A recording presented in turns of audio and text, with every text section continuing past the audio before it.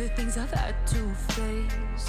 Got you crying on your knees in pain. Oh, some things never change, never change. Oh, you'll break your back to make me feel again. Halo para suku pengangguran dimanapun Anda berada. Gimana? Masih suka bermain sabun di kamar mandi? Selamat datang kembali di Pemalas Movie. Bagi kalian yang belum subscribe channel ini, langsung aja klik tombol subscribe di bawah dan nyalakan loncengnya. Dan pada kesempatan kali ini, saya, anggota suku pengangguran yang bercita-cita mempunyai istri yang cantik dan pintar. Walaupun itu mustahil, tapi nggak apa-apa lah. Yang penting bisa menonton film gituan. Dan kali ini saya akan membagikan film yang berjudul Big Girlfriend.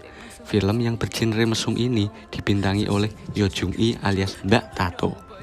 Film ini menceritakan tentang seorang mertua yang menggenjot menantunya sendiri. Mau tahu ceritanya kayak apa? Simak video ini sampai selesai. Baiklah, tanpa berlama-lama langsung aja kita ke alur ceritanya.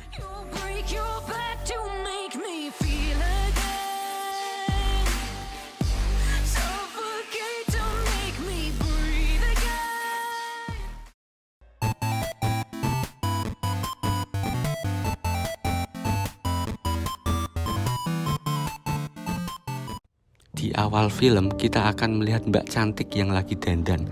Sebut saja ia Tukiem. Setelah selesai dandan, Tukiem pergi menemui pacarnya. Sebut saja ia Manto. Dikarenakan mereka sudah terlalu lama berpacaran, Manto pun mengajak Tukiem untuk menikah. Awalnya Tukiem ragu, tapi setelah berpikir-pikir, Tukiem pun menerima ajakan Manto. Setelah selesai minum teh pucuk, Manto mengajak Tukiem untuk bertemu ayahnya, sebut saja ia Zaki. Manto meminta restu kepada ayahnya, bahwasanya Manto akan menikah dengan Tukiem, dan ayah Manto pun merestui mereka. Setelah mendapatkan restu, Manto mengantarkan Tukiem pulang, dan saat berada di dalam mobil, Manto tak lupa beradu jigong dan meremas gunung kembar Tukiem. Waduh, menai. Selang beberapa waktu kemudian, Tukiem terlihat depresi akan masalah keuangannya.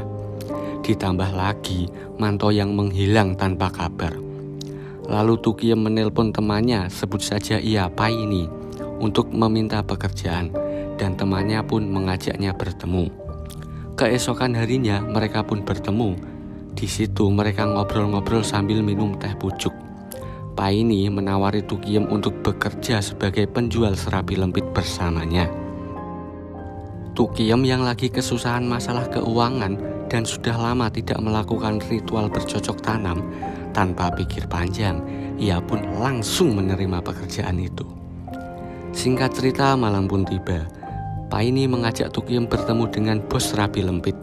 Bos serabi lembit itu pun menerima Tukiem sebagai karyawan barunya.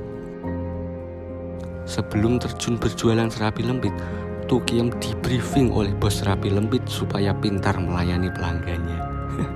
Boleh-boleh kesempatan. Setelah memberi pengarahan Tukiem, Paini yang gatel pun menawari bos serabi lembit untuk menggenjotnya. Tanpa pikir panjang, bos serabi lembit itu pun menggenjot Paini, dan terjadilah ritual bercocok tanam. Keesokan malamnya terlihat Tukiem selesai melayani pelanggan. Setelah selesai, ia pun melapor kepada bos serabi lembitnya. Selang beberapa waktu kemudian, terlihat Zaki, ayah dari Manto, yang memesan serabi lembit. Dia pun langsung masuk ke kamar.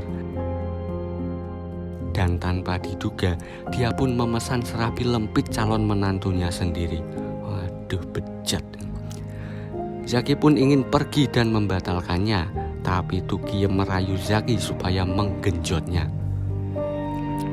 Dikarenakan Zaki adalah sarjana permesuman yang lama tak merasakan serabi lembit, tanpa pikir panjang, calon mertua itu pun menggenjotnya. Dan terjadilah ritual bercocok tanam. Selang beberapa waktu kemudian, Manto menelpon Tukiem. Manto berkata ingin bertemu dengannya. Tukiem pun menyanggupinya, dan mereka pun bertemu. terlihat Manto meminta maaf kepada Tukiem dan kembali mengajaknya menikah. Tukiem pun tak langsung menerimanya, ia meminta waktu untuk berpikir-pikir. Keesokan harinya, Tukiem bertemu dengan Paini dan meminta saran kepada Paini. Paini menyarankan kepada Tukiem kalau Manto serius ingin menikahinya, maka Manto harus menyerahkan semua hartanya kepada Tukiem. Tukiem pun bergegas menemui Manto. Tukiem meminta syarat kepada Manto jika ingin menikahinya. Tukiem meminta semua hartanya Manto. Manto yang sudah ketagihan serabi lempitnya Tukiem menyanggupi syarat itu. Setelah perjanjian itu, terlihat Manto meminta jatah bercocok tanam kepada Tukiem. Tukiem yang sudah gatal pun memberi Manto jatah bercocok tanam. Dan mereka berdua pun bercocok tanam berhektar-hektar. Wah enak. Singkat cerita, setelah menikah mereka tinggal satu rumah dengan Zaki atau ayah Manto. Terlihat Manto yang akan berangkat kerja. Ia pun tak lupa berpamitan kepada Tukiem dengan beradu jigong. Setelah Manto berangkat, datanglah Zaki yang berotak mesum yang mengajak Tukiem untuk ngobrol berdua. Di situ terlihat Zaki yang berotak mesum merayu Tukiem untuk memuaskan nafsu bejatnya. Dengan rayuan maut bapak mertua, Tukiem pun luluh dan mereka berdua pun bercocok tanam. Waduh, bejo tenan mertua ini. Singkat cerita, sore pun tiba dan terlihat Manto pulang kerja disambut oleh istrinya. Lalu istrinya membuatkan teh pucuk. Sambil menikmati teh pucuk buatan istrinya, Manto mengobrol sebentar dengan bapaknya. Dan pada malam harinya, ketika Zaki mengambil minum di kulkas, ia mendengar suara desahan yang tak asing dari kamar Manto. Dan setelah mengintip, ternyata Manto dan Tukiem bercocok tanam. Hal itu membuat otak Zaki semakin mesum.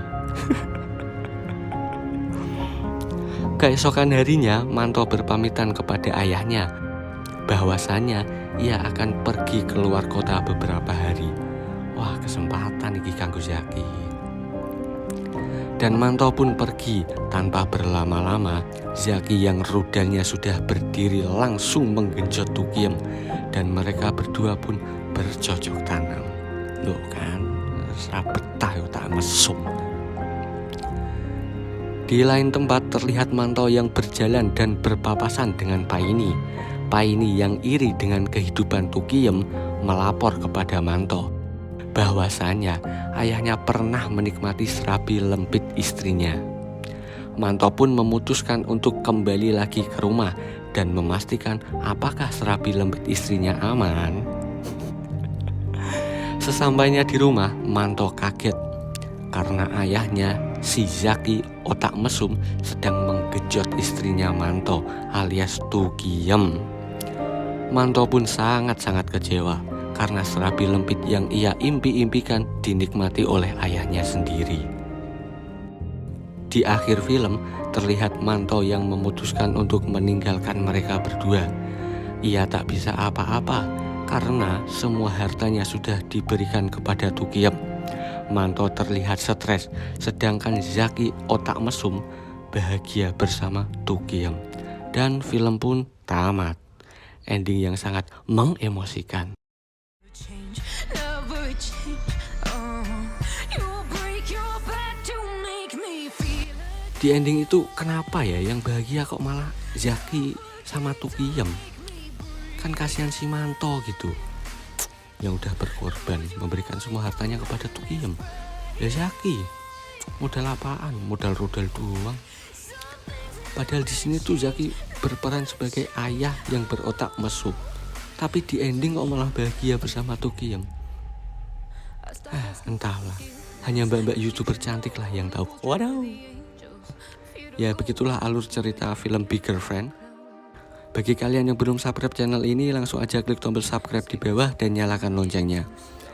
Dan bagi kalian yang tahu apakah ada pelajaran yang bisa dipetik dari film ini, langsung aja tulis di komentar. Saya anggota suku pengangguran pamit undur diri. Sampai jumpa di video selanjutnya. See you next time and bye-bye.